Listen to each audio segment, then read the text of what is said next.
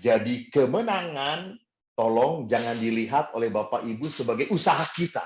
Nah, kita nggak pernah bisa menang dengan kuasa setan kalau kita sendirian. Saya jamin.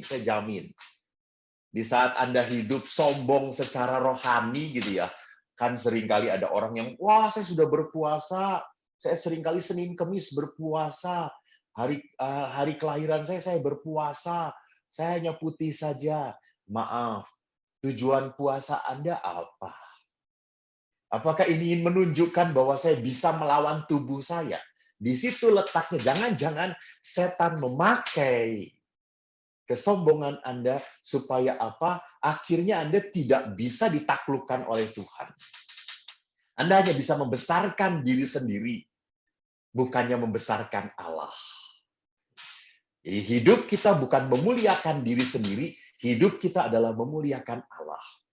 Maka kata-kata kemenangan di tangan kita itu adalah sebuah ekspresi bahwa manusia berjalan bersama Allah. Tadi Ibu Ina berkata, fokus pada Allah.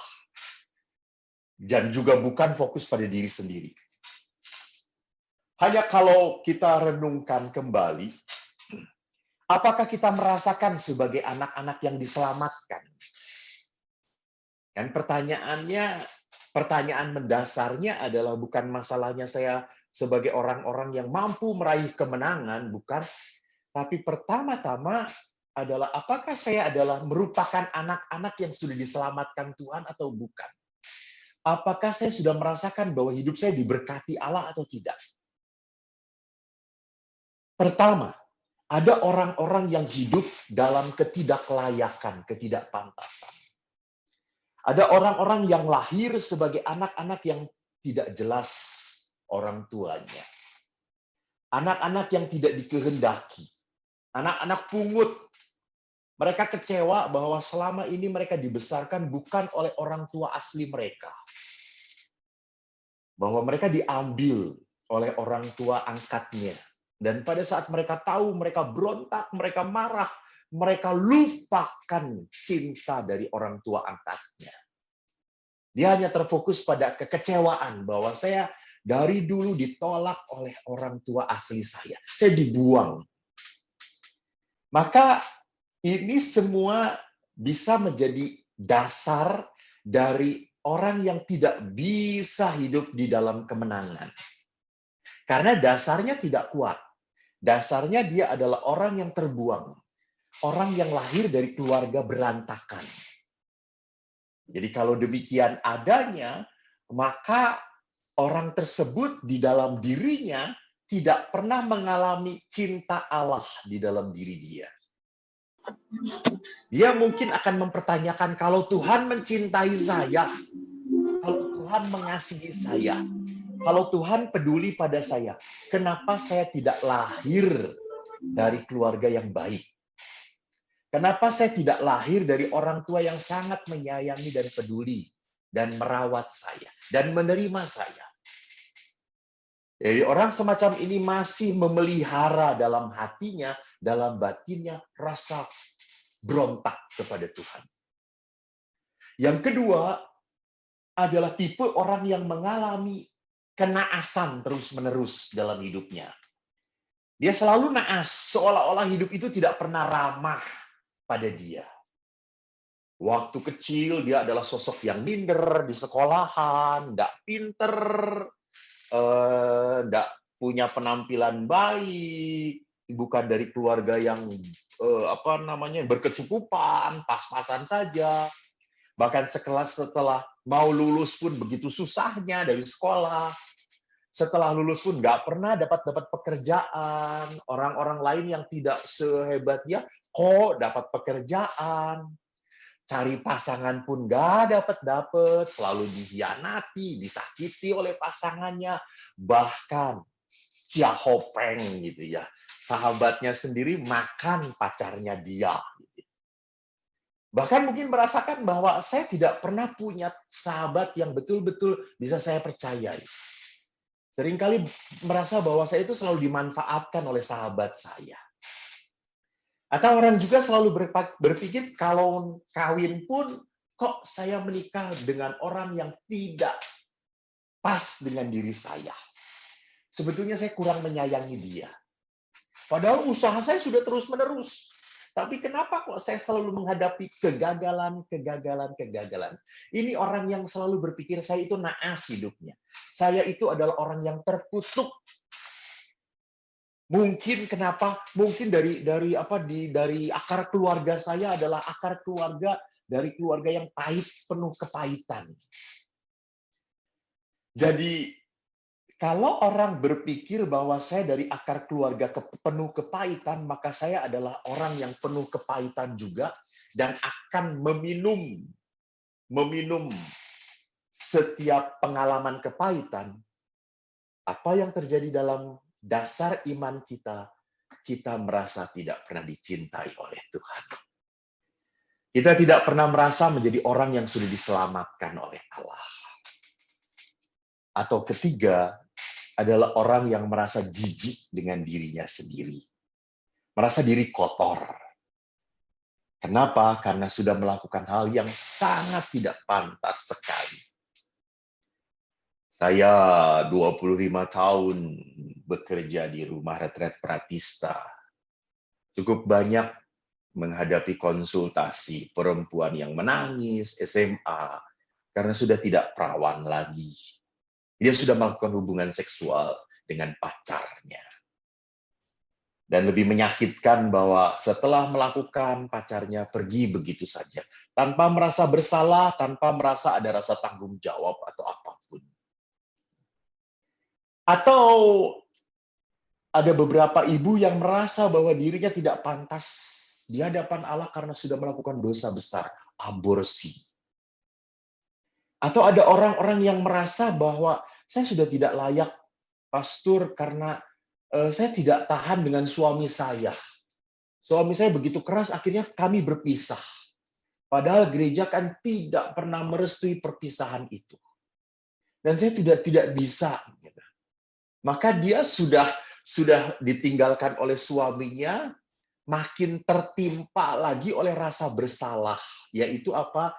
Tidak hidup di dalam kesetiaan suami istri.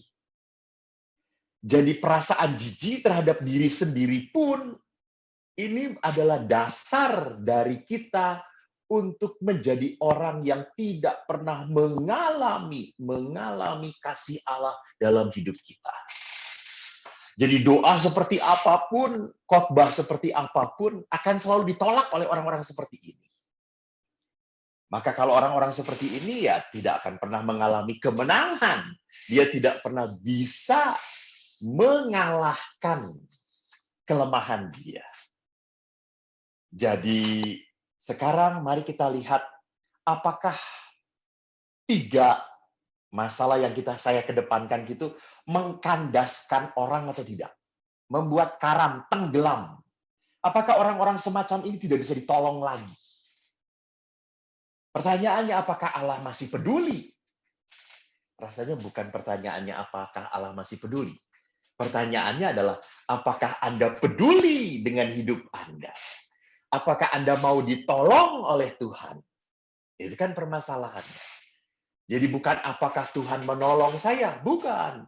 Permasalahannya apakah Anda mau ditolong oleh Allah atau tidak? Maka kita bisa menjadi orang-orang yang menang dalam hidup kita. Kita menjadi orang-orang yang dalam istilah Ibu Ina fokus pada Allah kalau bagaimana. Baik, sekarang mari kita membaca Injil. Anda mungkin sedang sambil nonton, sambil berjalan di luar, maka kitab suci tidak ada bersama Anda, maka saya kasih kitab sucinya. Yohanes bab 15 ayat 1-8. Ini kitab suci yang sangat-sangat populer. Walaupun populer, tapi saya akan mengambil beberapa poin yang sungguh sangat ditekankan dalam perikop ini. Yesus berkata, "Akulah pokok anggur yang benar, dan Bapakkulah pengusahanya. Setiap ranting padaku yang tidak berbuah dipotongnya, dan setiap ranting yang berbuah dibersihkannya. supaya ia lebih banyak berbuah. Kamu memang sudah bersih karena firman yang telah kukatakan kepadamu. Tinggallah di dalam aku, dan aku di dalam kamu. Sama seperti ranting tidak dapat berbuah dari dirinya sendiri, kalau ia tidak tinggal pada pokok anggur. Demikian juga kamu tidak berbuah, jikalau kamu tidak tinggal di dalam aku. Akulah pokok anggur dan kamulah ranting-rantingnya. Barang siapa tinggal di dalam aku dan aku di dalam dia, ia berbuah banyak. Sebab di luar aku, kamu tidak dapat berbuat apa-apa. Barang siapa tidak tinggal di dalam aku, ia dibuang, keluar seperti ranting dan menjadi kering. Kemudian dikumpulkan orang, dicampakkan ke dalam api, lalu dibakar. Jikalau kamu tinggal di dalam aku dan firmanku tinggal di dalam kamu, mintalah apa saja yang kamu kehendaki, dan kamu akan menerimanya. Dalam hal inilah Bapa-Ku dipermuliakan, yaitu jika kamu berbuah banyak. Dan dengan demikian, kamu adalah murid-murid-Ku. Demikianlah Injil Tuhan. Terpujilah Kristus. Saudara-saudari yang terkasih, kata tinggal di dalam aku, lihat cukup banyak. Ada 1, 2, 3, 4, 5. 5 kali Yesus berbicara tentang tinggallah di dalam aku. Jadi dengan kata-kata itu, apa yang mau diperlihatkan? Yesus ingin bertindak di dalam hidup kita. Ini yang pertama dan utama. Jadi kita tidak pernah bisa menjadi tangan kebaikan Tuhan. Kita tidak pernah bisa menjadi pelayan Allah. Kita tidak bisa mewartakan Allah kalau Allah tidak berkarya, bertindak di dalam diri saya. Jadi yang pertama-tama Allah harus bertindak pada saya dahulu. Baru setelah itu Allah bisa bertindak melalui saya. Jadi omong kosong kalau orang mewartakan Yesus, tapi dia tidak pernah punya hubungan yang intim dengan Yesus. Bagaimana bisa dia tahu? Jadi sama, ada orang yang bertanya kepada saya, Romo, gimana sih, apa sih kehendak Tuhan itu ya untuk hidup saya? Orang selalu mencari kehendak Tuhan dalam kekosongan. Ya salah. Orang harus mencari kehendak Allah ya di dalam firman Allah yang tertulis dahulu. Kalau kita membaca firman, kita akan dituntun oleh firman Allah. Baru kita akan tahu kehendak Allah seperti apa. Kalau orang asing dengan firman Allah, asing itu artinya tidak pernah akrab dengan firman Allah, maka orang pun akan asing dengan suara Allah. Maka dia hanya masuk ke dalam kebingungan. Gitu. Jangan pernah orang berpikir bahwa kalau diam saja, saya akan tahu kehendak Allah seperti apa. Ya, bagaimana Tuhan menuntunnya kalau Anda tidak tahu sama sekali. Jadi sama toh kalau saya mau ke suatu daerah, misalnya mau ke Bogor, kalau saya tidak punya petanya, saya tidak akan pernah sampai kepada tempat itu. Gitu. Cuma saya diam saja, tiba-tiba jalan ke Bogor. Kemana ya? Kemana ke katedral itu? Ya tidak mengerti apa-apa kalau saya tidak punya manual book-nya. Apa manual book-nya? Ya ini manual book-nya. Sekali lagi, jadi kalau kita mau masuk dan tinggal tadi, seperti apa yang dikatakan oleh Yesus, supaya Allah berkarya dalam diri saya, maka saya harus sadar bahwa seperti dikatakan oleh Yesus, Yesus itu Allah itu bekerja dengan cara apa? Cara yang menyakitkan. Kadang-kadang. Karena tinggal di dalam aku adalah sebuah persahabatan yang berdasarkan apa? Kasih. Jadi persahabatan dengan Allah itu bukan berdasarkan kewajiban. Enggak. Jadi persahabatan dengan Allah itu bukan karena keharusan. Bukan. Persahabatan dengan Allah yang benar terjadi di dalam kasih, di dalam cinta. Orang tidak pernah merasa terpaksa untuk bersahabat dengan Tuhan. Orang tidak pernah merasa dipus, didorong. Ayo kamu harus taat kepada. Tidak. Ayo kamu harus dekat dengan Allah. Tidak. Orang bersahabat dekat dengan Allah karena ada sebuah panggilan jiwa. Ada sebuah panggilan asali. Apa panggilan jiwa? Apa panggilan asali? Karena saya tahu bahwa saya ini berasal dari Tuhan.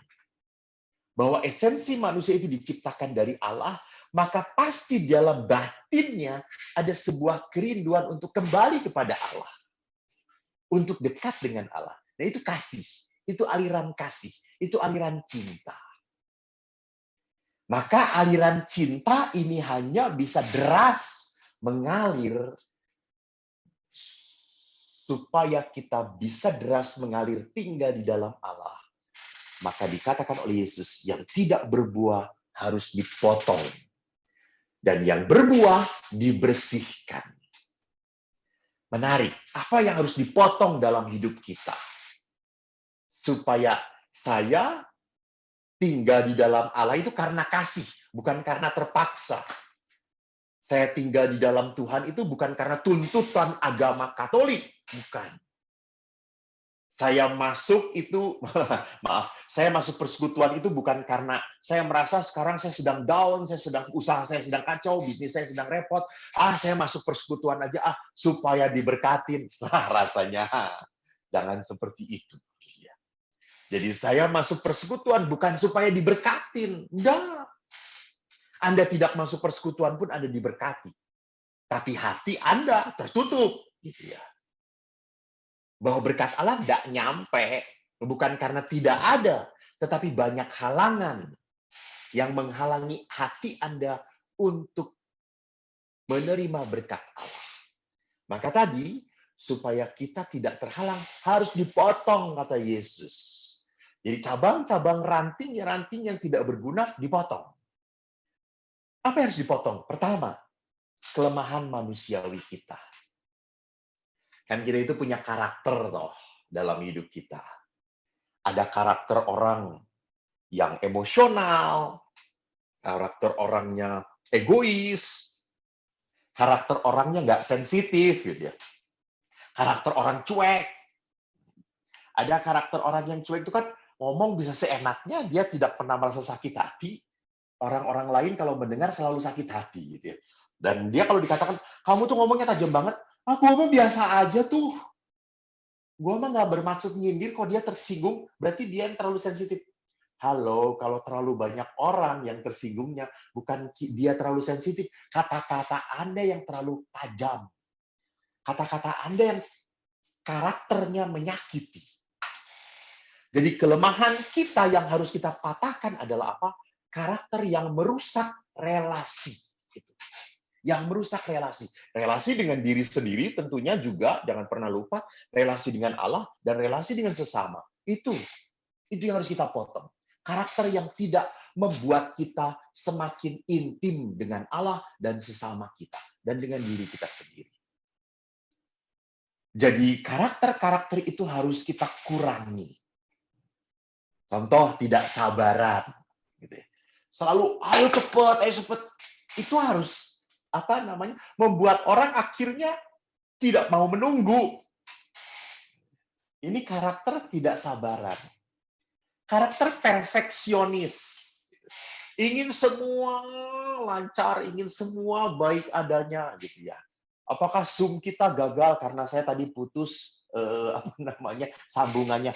Enggak lah, biasa aja. Gitu ya. Namanya juga orang bergaul dengan teknologi, kadang-kadang kan tidak tidak lancar. Itu karakter saya adalah karakter easy going, bukan karakter perfeksionis. Aduh, maaf ya, tadi saya sudah siapin baik-baik wifi-nya, maaf ya, pastoran belum bayar wifi. Terus saya minta belas kasihan supaya umat Bogor membayarin wifi saya.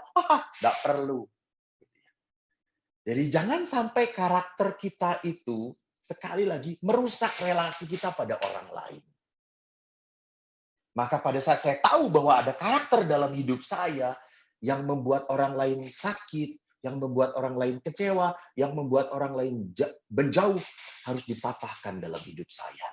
Saya yang bisa, bukan orang lain. Dipotong. Kalau saya tinggal di dalam Tuhan. Yang kedua, kalau saya tinggal di dalam Allah, saya pun harus mematahkan kelekatan-kelekatan. Kelekatan yang merusak relasi, ya juga sama. Gitu ya. Kelekatan yang merusak relasi kita.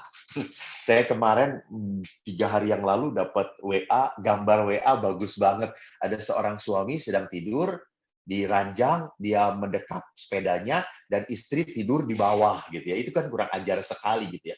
Dia lebih mencintai hobinya daripada istrinya. Nah itu, hobi pun bisa menjadi kelekatan yang merusak relasi suami istri. Tidak bisa. Ingat, hobi, kesenangan itu boleh. Ya, betul boleh. Tetapi hobi tidak pernah boleh mengalahkan prioritas utama kita. Kan hobi itu kan hanya untuk mengenergize, gitu. Membuat kita senang sukacita lagi. Tapi kalau seluruh waktu perhatian kita habis di hobi kita, maka orang yang harusnya kita sayangi tidak punya waktu lagi kita. Jadi ini kelekatan. Berlebihan makan sama, hanya mau makan yang enak-enak, yang hauce-hauce sencingping gitu ya. Tidak mau yang nggak enak, puhauce, buang, picen orang Sunda. Nggak bisa. Ini adalah kelekatan, kerakusan juga. Bisa jadi kelekatan pada hiburan yang tidak teratur, yang berlebihan. Jadi kelekatan itu adalah sesuatu yang berlebihan, yang sudah tidak normal lagi. Orang tidak bisa diganggu lagi karena sedang apa? Sedang online, nggak bisa. Padahal istrinya sedang butuh bicara, tapi dia sedang online asik game. Itu kelekatan. Memang menarik sekarang para suami istri betah sekali di rumah, tetapi masing-masing pegang handphone, main game sendiri-sendiri. Nah, itu kelekatan. Lupa tugas dan tujuan utama dalam hidup bersama adalah apa? Saling menyejahterakan, saling membahagiakan, saling bicara. Ya boleh aja main game bersama-sama, ya udah main gamenya bersama-sama gitu ya, jangan sendiri-sendiri. Gitu. Kalau main gamenya bersama-sama, ini menjadi sebuah rekreasi kebersamaan. Tetapi kalau main gamenya sendiri-sendiri sudah menjadi egoisme, kelekatan. Itu yang harus kita potong kalau kita mau bertumbuh di dalam kasih Allah. Dan yang ketiga adalah apa? Dosa. Kepekaan, seringkali kepekaan pada rasa bersalah manusia mulai berkurang. Suatu saat saya sedih sekali. Suatu saat saya itu menghadapi calon yang mau menikah. Lalu calonnya itu berkata kepada saya, Romo kan tahu toh, Romo sudah jadi Romo bertahun-tahun. Dan Romo tahu banyak sekali pasangan suami istri yang sudah menikah bertahun-tahun tidak mendapatkan anak. Nah, saya ini Romo sebelum menikah saja sudah punya anak. Apakah Tuhan tidak mencintai saya? Berarti Tuhan itu memberkati saya ya Romo. Kurang ajar sekali orang ini. Jadi hubungan seksual sebelum perkawinan itu dianggap biasa-biasa saja, tidak salah gitu ya. Bahkan dia pacarnya sudah hamil itu adalah karunia dari Tuhan. Ini berkat dari Tuhan. Tuhan sudah menyetujui hubungan kami. Oh my God, gitu saya. Ini manusia semacam apa? Ini manusia sudah tidak peka pada rasa bersalah. Yang lain juga kayak gitu. Kenapa enggak boleh kita? Jadi seolah-olah kalau yang lain seperti itu, semuanya wajar-wajar saja. Semua boleh-boleh saja. Nah, ini kepekaan yang sudah mulai hilang dalam hidup seorang beriman. Maka ini harus ditumbuhkan rasa takut pada Allah. Rasa takut mengecewakan Tuhan. Nah, kalau kita mau hidup di dalam pokok anggur, dipotong. 3 hal yang dipotong tadi. Kelemahan karakter kita, kelekatan kita, dan dosa kita. Sedikit-sedikit. Memang ada orang yang selalu berkata, ya dosa kita sih sama-sama aja Romo. Maka beberapa kan orang ada males tuh ke sakramen pengampunan. Kenapa? Ya samalah seperti dahulu gitu ya. Saya waktu di seminari kan sebulan sekali harus pengakuan dosa. Saya pernah datang kepada romo pembimbing rohani saya, romo pengakuan, dan saya mengatakan, Romo, pengakuan dosa saya sebulan yang lalu, dosa-dosa saya sama dengan bulan lalu, Romo. Saya langsung dimarahin oleh Romo itu. Tuhan sudah lupa dosa kamu. Oh ya, saya ingat, Romo. Jadi seolah-olah pengakuan dosa itu adalah sebuah laporan dosa. Bukan. Jadi sakramen pengampunan itu bukan laporan. Sakramen pengampunan adalah sakramen yang selalu membantu kita untuk semakin bertumbuh, berkembang di dalam hidup rohani kita. Jadi kalau orang semakin rajin mengalami perjumpaan Allah di dalam sakramen pengampunan, orang itu semakin serius dengan hidup rohani dia. Jadi bukan semata-mata saya melaporkan dosa saya bahwa sama aja dengan yang dulu. Bukan. Tapi saya serius. Dan walaupun serius, saya selalu gagal. Saya butuh pertolongan Tuhan untuk menjadi lebih baik, lebih baik, lebih baik. Jadi sakramen pengampunan adalah sakramen yang menunjukkan kerendahan hati saya. Saya tidak pernah mampu melawan kuasa jahat dalam diri saya, dosa dalam hidup saya, tanpa pertolongan Allah. Itu yang paling utama dalam sakramen pengampunan. Dipotong. Dan yang kedua, dikatakan apa? Supaya kamu berbuah, kamu harus dibersihkan. Dibersihkan. Jadi dibersihkan itu dimurnikan. Anda pelayanan di dalam persekutuan doa. Mengapa sih Anda pelayanan? Untuk apa? Cari apa? Mengapa Anda melakukan pelayanan? Jadi motivasi pelayanan itu harus semakin dimurnikan. Saya melayani bukan karena ingin dekat pastor parokinya. Saya melayani bukan karena saya kompak dengan pastor parokinya. Pastor paroki ini enak. Saya dukung, saya layanin. Tapi pada saat diganti pastor parokinya, sudah, saya nggak akan pelayanan. Saya berhenti dulu. Saya perek istirahat. Nah ini pelayanan yang tidak dimurnikan. Atau kita mulai konflik dengan teman dalam persekutuan doa. Kita konflik dengan rekan sepersekutuan.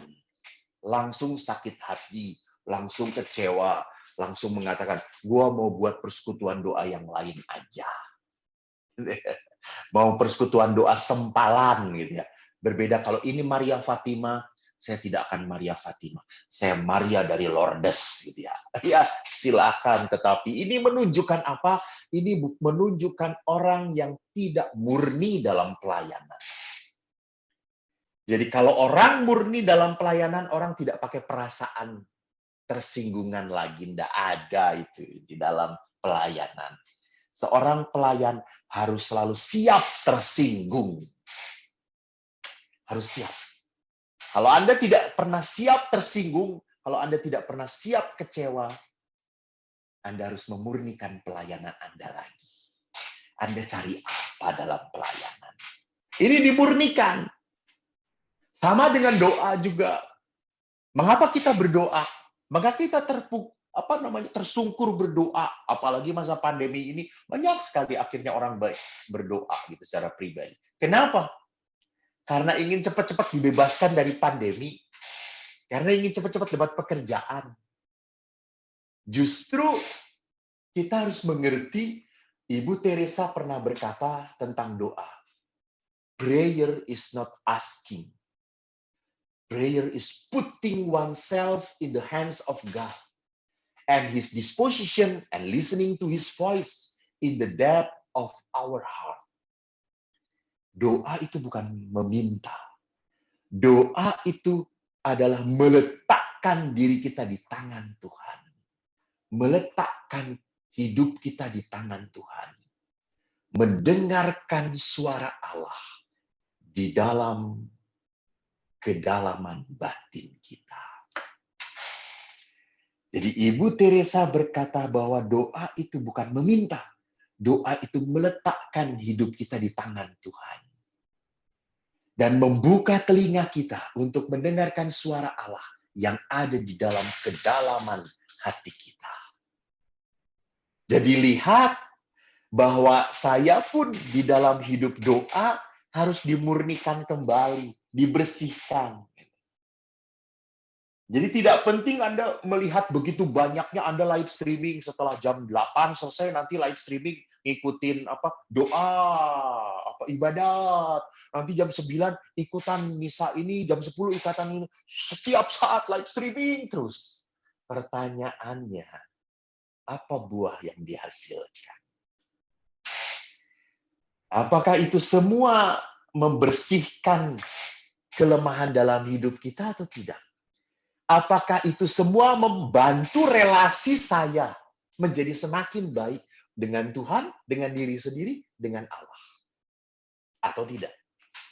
Maka pemurnian batin itu membutuhkan waktu. Kita harus sabar. Jadi mengalami bahwa Tuhan itu tidak hadir dalam perjuangan hidup, bahwa Tuhan itu tidak pernah instan, enggak. Minta sekarang jadi sekarang, enggak. Dengan Tuhan itu harus sabar. Dan maka sama, saya pun harus sabar membentuk hidup saya. Perlahan-lahan. Jangan selalu putus asa. Maka kalau kita bisa bersabar dengan diri sendiri, maka buahnya adalah apa? Kita pun akan bersabar melihat kelemahan orang lain. Tapi kalau kita tidak pernah sabaran dengan diri sendiri, maka apa hasilnya? Saya pun tidak akan pernah sabaran dengan orang lain. Saya pun akhirnya menjadi orang yang mudah menggerutu pada orang lain. Dan mau dimurnikan oleh Tuhan, kita harus siap sakit, menderita. Menjadi seorang pemenang adalah apa? Menjadi orang yang berani memikul salib. Kenapa? Karena dengan memikul salib, itu adalah tanda bagi kita mengambil bagian dalam karya keselamatan Tuhan. Jadi ingat, karya keselamatan Tuhan itu tidak semata-mata di dalam kebangkitan. Tidak. Karya keselamatan Tuhan itu adalah rangkaian dari kematian, salib, dan kebangkitan. Jadi kalau kita mau menjadi seorang generasi pemenang, kemenangan ada di tangan saya, itu berarti apa? Saya harus berani menghadapi penderitaan. Dan saya hanya bisa menghadapi penderitaan, bertahan dalam penderitaan, kalau seperti tadi Yesus, tinggal di dalam kasih-Ku. Tinggal di dalam pokok anggur yang benar. Maka saya akan share sedikit lagi sebagai hal yang paling utama. Kalau kita tinggal di dalam Yesus, hidup bersama Yesus, maka apa yang akan terjadi? Bersama Yesus, kita mampu membantu sesama kita. Kalau orang tinggal di dalam Yesus, orang itu akan bergerak dari kematian, kesusahan, dan agresi batin, orang yang emosional, menuju orang yang penuh damai. Menjadi orang yang punya kegembiraan batin. Menjadi orang yang penuh dalam hidupnya. Maka kalau orang yang hidupnya sungguh di dalam Allah, mari kita lihat Galatia bab 5 ayat 22. Orang yang hidup di dalam Allah, orang yang mempunyai kemenangan di tangannya adalah orang yang membuahkan 9 buah roh, yaitu kasih, sukacita, damai sejahtera, kesabaran, kemurahan, kebaikan, kesetiaan, kelemah lembutan, dan penguasaan diri. Itu bukti orang yang menang dalam hidupnya. Hidupnya akan selalu membuahkan kedamaian, sukacita, kasih. Orang yang menang adalah orang yang selalu dirindukan oleh sesamanya. Orang yang menang adalah orang yang tidak pernah rela, tega menyakiti orang lain. Orang yang menang adalah orang yang selalu hidup di dalam kasih Allah. Kalau Allah begitu besar mengasihi aku, maka aku pun akan selalu mengasihi sesamaku, siapapun dia. Saudaraku yang terkasih, seorang ibu kemarin sharing dengan saya.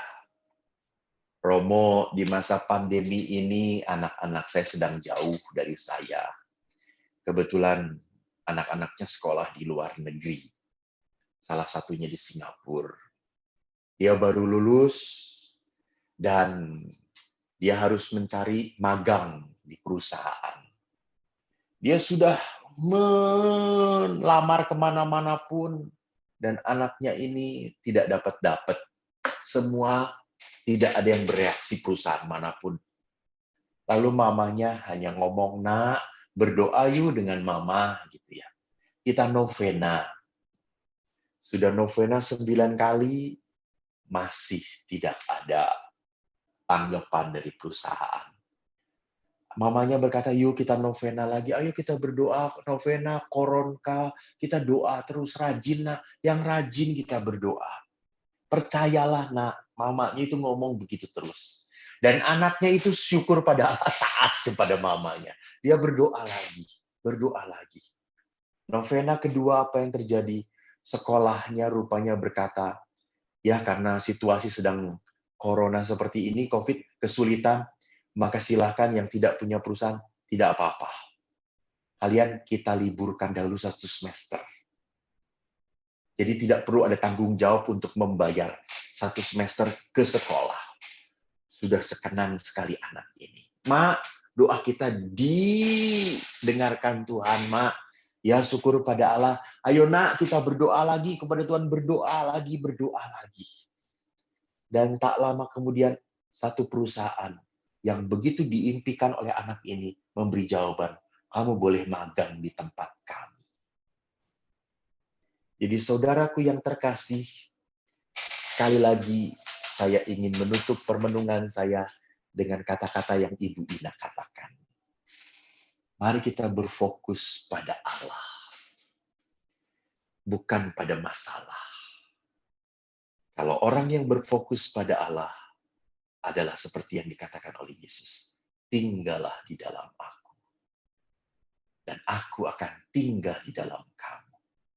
Kalau Yesus tinggal di hati kita, maka tidak ada ketakutan, tidak ada kecemasan apapun yang bisa mematahkan iman, kasih, dan pengharapan kita.